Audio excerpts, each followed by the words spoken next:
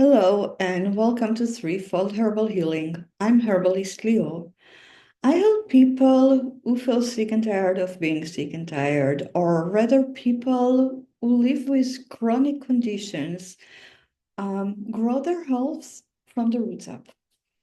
Today, I wanted to speak about the sun cycle, the cycle of sunrise and sunset and sunrise and sunset, and how those cycles affect your body and how you can align your body with them to optimize your well being. So let's dive right in. Let's go back in history to our forefathers, the nomadic ancestor, the hunter gatherers, wandering naked and barefoot on the earth. Be it in the savanna in Africa, in the rainforest in Brazil, South America, Europe, or the poles. Our forefathers, the hunter-gatherers, did not have clothes, did not have shoes, so the sun was browning their skin and shining into their eyes. For them, following the sun movement from sunrise to sunset was essential for their survival. From sunrise to sunset, they would venture out and search for food. Because they didn't have refrigerator, every day was a new adventure, a new struggle to find nourishment.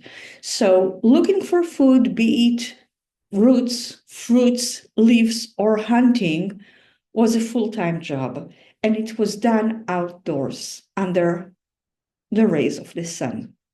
In the evening, when the sun was coming down, they needed to find shelter. They needed to be in a cave. They needed to be protected because in the darkness of night, they were very vulnerable to other much large predators. And I wonder if the way we have the circadian cycle in our brain, so embedded in us, is something that happened not because we created it, but the circadian cycle actually created us. Was it a survival mechanism that formed us the way we are? So let's talk a little bit about what is the circadian cycle.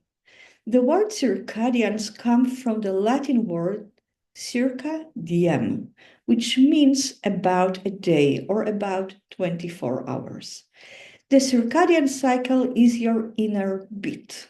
It's like a rhythm that shifts due to external signals like light and darkness, but also by internal signals following exercise, food intake, or temperature influence your circadian cycle. The master clock is situated in the hypothalamus, which and that clock regulate other secondary clocks that are found basically in all the cells of your body. So you have a big clock that runs or influence, sends signals to all cells of your body, and those cells have their own smaller clocks. So let's talk a little bit about sleep and stress and cortisol and how all that work. So once light from the sun hit your retina, the retina stimulates your hypothalamus. And the hypothalamus sends a series of projections or hormonal impulses in an oscillatory rhythm. So it's not one long, like, hormonal thing going, but it's actually like a beat going in of hormones that are going in that form. And that eventually lead to a peak in cortisol that is secreted in your adrenal gland. That peak of cortisol happens somewhere in the early morning and immediately wakes you up and causes you to be alert and ready for the activities of the day in the waking part of the cycle. Cortisol is most known as the stress hormone. It increases alertness, either in the morning when you wake up and you want to be more alert and engaged in the day, you want to focus, you want to be active, or when you feel alert and you need to be, when you feel threatened and you need to be more alert. The hormonal pathway that initiate cortisol release is called the HPA axis, hypothalamus, pituitary, adrenal. It means that the hypothalamus sends those oscillatory messages to the pituitary gland that in turn send messages to the adrenal gland, and the adrenal gland that is located on top of your kidneys release the cortisol. That cortisol is responsible for alertness, either due to stress or because you want to be awake and alert. In a book that I read this fall about the inner clock by author Lynn Peoples, she described how she was doing an experience for just experience those inner clocks. And she went underground into a bunker in a situation where she didn't have light and she didn't have windows. So basically, she didn't know if it was day or night. She had only dim red lights that were like sunset lights without anything else. So she didn't have the ups and downs of cortisols. About 48 hours after she went into the bunker, she lost touch with day and night. She didn't know if it was day and night outside. So to pass her time, she stayed there for 10 days and she wanted to pass the time. She practiced playing the harmonica and juggling. She had cameras inside the bunker, which she couldn't see anything, but her friend and family could see her. And her friend and family that watched her reported that when she was playing the harmonica or juggling during the morning hours, her performances were much better than when she played the harmonica or was practicing juggling in the evening. Although she didn't know when was morning and when was evening, her body, her hypothalamus, unconsciously kind of figured it out. So cortisol keeps you alive and alert by managing blood glucose. So when you are more active, when you need to be more alert, your blood glucose will be higher than when you are resting. It oversees your blood pressure. So again, when you are active, your blood pressure is higher than when you are asleep. And it modulates your inflammatory response. So high level of cortisol usually come with high levels of inflammation. So you want to find this silver lining between chronic low level of cortisol and chronic high level of cortisol. None of them is good for you. You want a balanced level of cortisol. Low levels of cortisols lead to fatigue and depression. High levels of cortisol, which is what happens in chronic stress, lead to high blood pressure, high blood glucose, insulin resistance, diabetes, and increased inflammation. In the evening, as light slowly decrease, cortisol levels are reduced.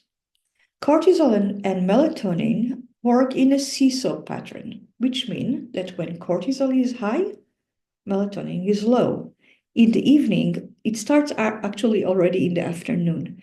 As the sun starts to go from the midpoint down the sky toward sundown, cortisol level, even if you don't feel it right away, but they slowly start to lower.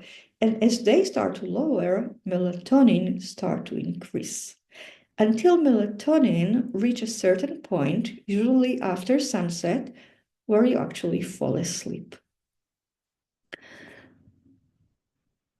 Around midnight, when cortisol levels are down, your cells clean and heal themselves. So all the cells of the body, but especially the cells of the brain, have a wear and tear thing happen to them during the day.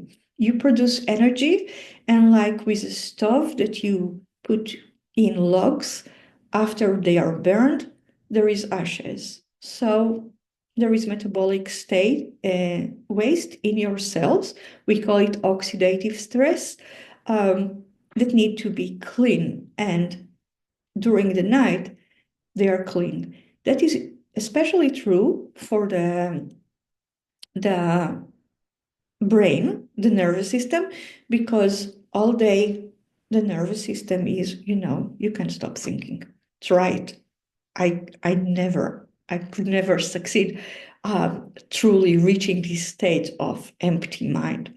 Your brain work constantly. And the time that the lymphatic system actually cleaned the brain from all those metabolic stresses is when you sleep at night, when cortisol levels are down. The immune system produces a lot of immune cells when you are asleep.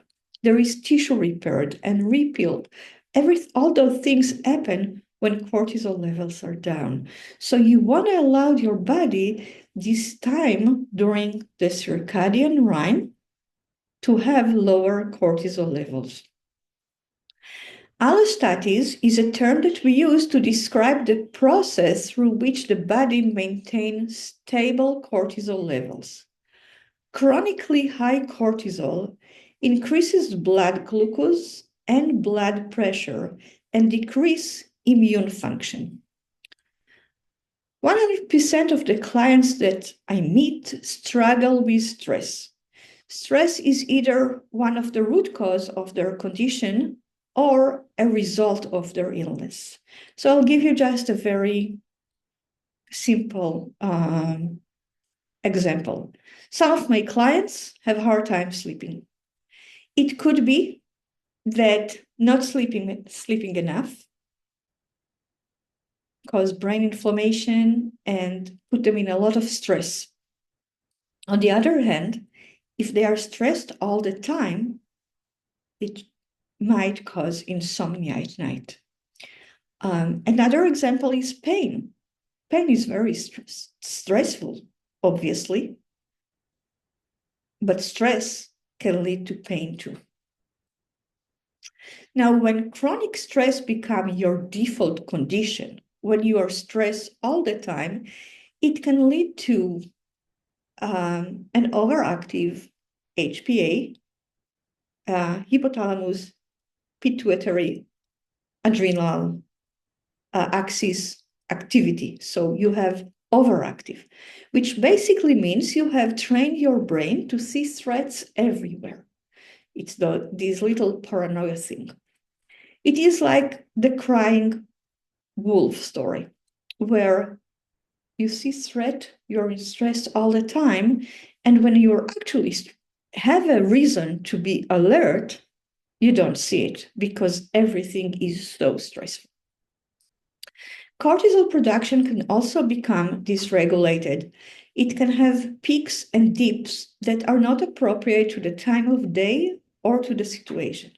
For example, it can have peaks in the middle of the night and then you have insomnia, or it can have peaks when something that is not stressful is happening during the day, and then you might feel anxiety.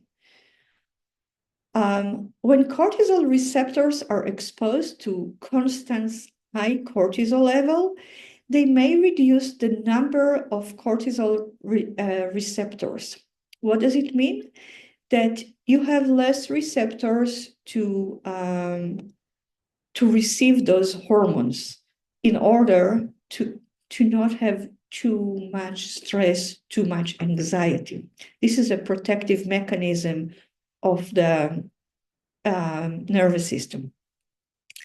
What we actually have is, without enough cortisol receptors, or with cortisol receptors that are blocked, you have cortisol resistant, which is very similar to insulin resistance, but that might lead to inflammation. The best way to manage your cortisol level to find this thin lining is to establish a daily morning routine of light exposure. So you actually get the stimulus to increase your cortisol first thing in the morning, and you are ready to be active and engaged. But on the other hand, and that's for 15 minutes to 30 minutes in the morning, be outdoor in the sun.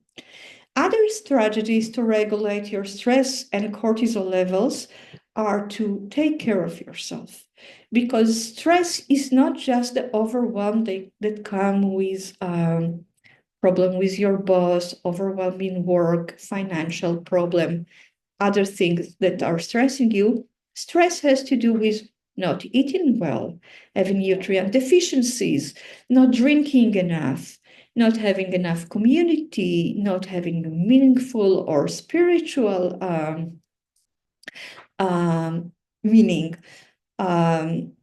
you know, not eliminating toxins enough, not moving enough.